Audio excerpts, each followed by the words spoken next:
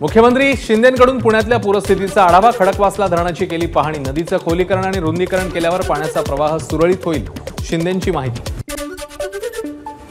पुण्याच्या एकता नगरमधील पुराची मुख्यमंत्री शिंदेंकडून पाहणी. मुख्यमंत्र्यांनी साधला पूरग्रस्तांशी संवाद. पंचनामे होऊनही नुकसान भरपाई मिळाली नाही, रहिवाशांचा आरोप. पुण्याच्या एकता नगरमधील रहिवासी मदतीच्या प्रतीक्षेत. पुरामुळे मोठ्या प्रमाणात नुकसान झालेलं असताना नेते मंडळी केवळ पाहणी करतायत. अद्याप मदत मिळाली नसल्याचा रहिवाशांचा आरोप.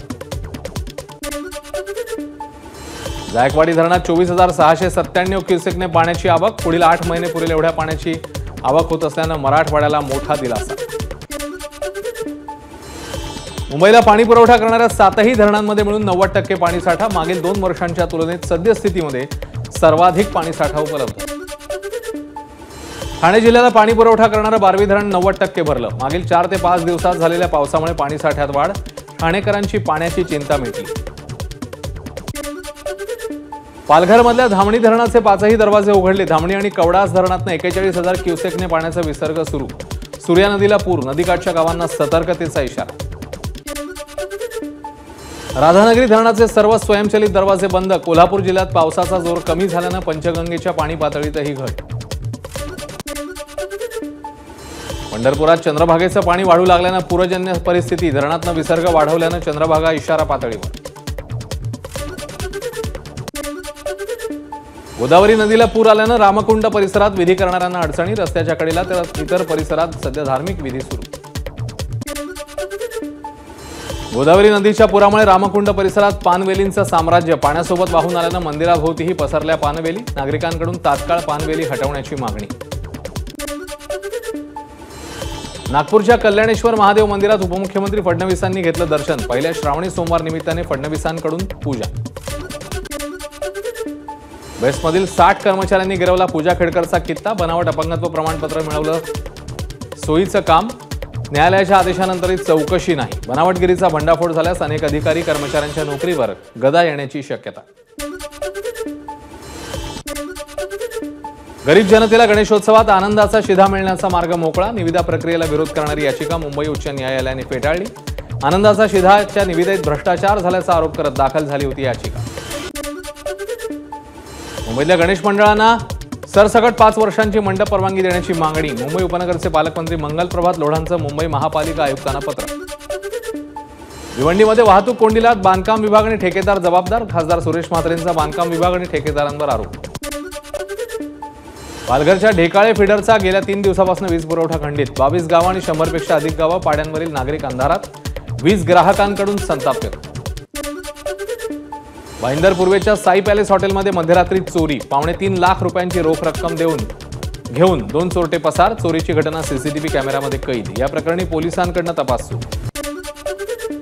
भाईंदरमध्ये वाहतूक पोलिसांनी पकडला 1 ते 1.5 लाखांचा गुटखा. रिक्षाचालक पळून जाण्यात यशस्वी तर एकाला पकडण्यात पोलिसांना यश. पूजा खेडकर प्रकरणानंतर मुंबई पोलीस ऍक्शन मोडवर. मंत्रालय परिसरातील अधिकाऱ्यांच्या गाडीवरचे दिवे काढण्यास सुरुवात. दिवा लावण्याची परवानगी नसेल आणि जर गाडीवर दिवा लावला असेल तर कारवाई होणार.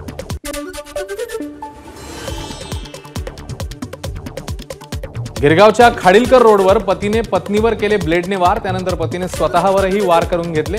दोघांवर सध्या रुग्णालयात उपचार सुरू. कल्याण रेल्वे स्थानकावरील तिकीट काउंटरवर राडा. सुट्ट्या पैशांवरून झालेल्या वादातनं तिकीट काउंटरवर स्टाफची महिलेला मारहाण. रेल्वे पोलिसांच्या मध्यस्थीनंतर वाद मिटला. बदलापूरच्या माणकोली MIDC मधील रेअर फार्मा या केमिकल कंपनीच्या रिसिव्हरमध्ये भीषण स्फोट. स्फोटामध्ये एका कुटुंबातील 3 सदस्य गंभीर जखमी. पुण्याच्या कॅम्प परिसरात काल रात्री रस्त्यावरील वाईन शॉपची कोयत्याने तोडफोड. 4 अज्ञात हल्लेखोरांकडून वाईन शॉपची तोडफोड. झोपेत असताना पत्नीने हातपाय बांधून विष पाजल्यानं पतीचा मृत्यू. पत्नीसह तिच्या प्रियकरावर हत्येचा गुन्हा दाखल. कोल्हापूरमधली घटना. देशभरातील बहुचर्चित बाईक बोट घोटाळ्यातील मुख्य आरोपी संजय भाटीला अटक. भाटीसह त्याच्या 2 साथीदारांना नागपूर पोलिसांनी केली अटक. देशभरात हजारो गुंतवणूकदारांची फसवणूक. नागपुरात ट्रकच्या मागच्या चाकाखाली येऊन तरुणीचा मृत्यू. हेल्मेट असल्यानं तरुण थोडक्यात बचावला. ट्रकला ओव्हरटेक करण्याच्या नादामध्ये अपघात. नागपूरच्या बेसा रोडवरची घटना. नागपुरातील मानकापूर चौकात खासगी बसला अपघात. समोर असलेल्या कारला वाचवण्यासाठी चालकाने ट्रॅव्हल्स डिवायडरवर चढवली. प्रवासी थोडक्यात बचावले. छत्रपती संभाजीनगर कन्नड रोडवरील हातनूर टोल नाक्यावर मनसेचं आंदोलन. नियम 60 किलोमीटरचा असताना कन्नडचा हातनूर टोल नाका आणि संभाजीनगर शहरातील टोल नाक्यामधलं अंतर 40 किलोमीटर. टोल नाका बंद करण्याची मनसेची मागणी. शिर्डीमध्ये महसूल मंत्री राधाकृष्ण विखेंच्या कार्यालयावर आदिवासी बांधवांचा बिऱ्हाड मोर्चा. विविध मागण्यांसाठी मोर्चाचं आयोजन. पोलीस बंदोबस्त तैनात. जालन्यामध्ये सरकारचं लक्ष वेधण्यासाठी शिक्षकांचं अनोखं आंदोलन. सरकार मागण्यांकडे दुर्लक्ष करत असल्यामुळे श्रावण महिन्याच्या पहिल्याच सोमवारी शिक्षकांचं महायज्ञ आंदोलन. परभणीच्या मृत्युंजय पारदेश्वर महादेव मंदिरात भक्तांची मोठी गर्दी. श्रावणात महिनाभर विविध कार्यक्रमांचं आयोजन. पारदेश्वर हे पाऱ्यापासून बनवलेलं राज्यातलं एकमेव शिवलिंग मंदिर. परभणीमध्ये पहिल्यांदाच महाकावड यात्रेला मोठा प्रतिसाद. श्री क्षेत्र त्रिधारा आणि मृत्युंजय पारदेश्वर मंदिरापर्यंत कावड यात्रेचं आयोजन. भाजपचे विधानसभा प्रमुख आनंद भरोसे यांचा उपक्रम. श्रावणी सोमवार निमित्ताने शिवशंकर कल्याणकारी ट्रस्टच्या वतीने कोणी मीठपाडा ते सोनाळे दिंडीगड येथील शिवमंदिरापर्यंत कावड यात्रेचं आयोजन. कावड यात्रेत आमदार महेश चौगुलेंसह मोठ्या संख्येने शिवभक्त सहभागी. देवेंद्र फडणवीसांसोबतच्या डीलनुसार परमबीर सिंग यांनी 100 कोटींचा आरोप केला. अनिल देशमुखांचा दावा. सरकार पडल्यामुळे चांदीवाला आयोगाचा अहवाल सादर करता आला नाही. महायुतीने तो सादर करावा. अनिल देशमुख यांची मागणी. सलील देशमुखांनी हातापाया पडून गुन्हे मागे घेण्याची विनंती केली होती. देशमुख यांच्या डोक्यावर परिणाम झालाय. मी घेतलेली भूमिका योग्यच. मी फडणवीसांना भेटल्याचे पुरावे द्यावे. परमबीर सिंग यांचे एबीपी माझाशी बोलताना अनिल देशमुख यांना आव्हान. मनसुख हिरेन हत्या प्रकरणी अनिल देशमुखांच्या चौकशीची प्रवीण दरेकरांची मागणी. देशमुखांनी माहिती दडवल्याचा दरेकरांचा आरोप. सखोल चौकशीचीही केली मागणी. सचिन वाझेने फडणवीसांना लिहिलेलं पत्र माझाच्या हाती. पत्रातून वाझेचे अनिल देशमुख जयंत पाटील यांच्यावर आरोप. चांदीवाल समितीसमोर जबाब देण्यासाठी दबाव होता. वाझेचा पत्रामध्ये उल्लेख. महाराष्ट्रातल्या नोकरीच्या जाहिराती यूपी बिहारमध्ये येतात. महाराष्ट्रात बाहेरच्यांना नोकऱ्या मिळतात. आपले तसेच राहत आहेत. राज ठाकरेंकडून वास्तव समोर. नोकऱ्या आणि परप्रांतीयांसंदर्भात राज ठाकरेंचं वक्तव्य समाज दुभंगणार. त्यामुळे राज ठाकरेंवर टाळा लावा. त्यांना अटक करा. प्रकाश आंबेडकरांची राज्य सरकारकडे मागणी. राज ठाकरेंचं राजकारण मॅच फिक्सिंगवर चालतं. ते दरवर्षी नव्याने राजकारणाची सुरुवात करतात. संजय राऊतांची टीका. लाडका भाऊ बहीण योजनेपेक्षा लाडका मतदार योजना घोषित करा म्हणजे थेट पैसे वाटायला मोकळे. राज ठाकरेंचा राज्य सरकारला टोला. महाराष्ट्रामध्ये आरक्षणाची गरज नाही. राज ठाकरेंकडून पुनरुच्चार. तर राज्यात मणिपूर होणार नाही याची काळजी शरद पवारांनी घ्यावी. राज ठाकरेंचं वक्तव्य. मराठा आंदोलक मनोज जरांगेंनी जर विधानसभा निवडणूक लढवण्याचा निर्णय घेतला नाही तर ते शरद पवारांनी उभा केलेला माणूस आहे. यावर शिक्कामोर्तब होईल. वंचितचे अध्यक्ष प्रकाश आंबेडकरांची जरांगेंवर टीका. मनोज जरांगेंना पाठिंबा देणारा गरीब मराठा तर विरोध करणारे ओबीसी हा सामाजिक तिढा सोडवावा लागेल. वंचितचे अध्यक्ष प्रकाश आंबेडकरांची प्रतिक्रिया. मनोज जरांगे पाटील यांची ईडब्ल्यूएस बद्दलची मागणी योग्यच. आमदार प्रसाद लाड यांची प्रतिक्रिया. मवियाच्या नाकर्तेपणामुळे सर्वोच्च न्यायालयात मराठा आरक्षण टिकू शकलं नसल्याची ही टीका.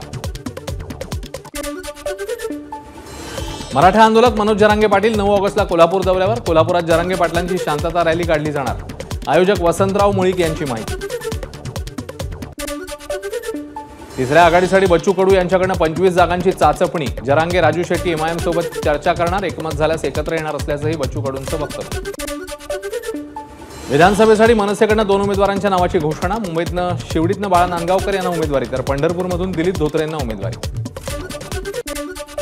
राष्ट्रवादीची 8 ऑगस्ट पासून जनसन्मान यात्रा. विधानसभेला लाभ व्हावा यासाठी यात्रेद्वारे राज्य सरकारच्या योजना लोकांपर्यंत पोहोचवल्या जाणार. मुंबईत उद्या महायुतीच्या नियोजन समितीची बैठक. आगामी विधानसभा निवडणुकीच्या तयारीच्या दृष्टीने बैठकीचं आयोजन. लाडकी बहीण योजनेला नवी मुंबईतल्या एका सीएने दिलेलं आव्हान फेटाळलं. सरकारच्या धोरणात हस्तक्षेप करण्यास कोर्टाचा नकार. कर भरतो म्हणून सुविधा द्या अशी मागणी चुकीची म्हणत याचिका फेटाळली. नंदुरबार जिल्हा परिषदेच्या सर्वसाधारण सभेमध्ये गोंधळ. विविध विषयांवर विरोधक आक्रमक. सत्ताधारी सदस्यांकडून विरोधी सदस्यांच्या हातातला माईक हिसकावण्याचा प्रयत्न. विरोधकांचा सभात्याग. जितेंद्र आव्हाडांच्या गाडीवर हल्ला प्रकरण. स्वराज्य पक्षाचे सरचिटणीस धनंजय जाधव आणि उपाध्यक्ष अंकुश कदम यांना जामीन मंजूर.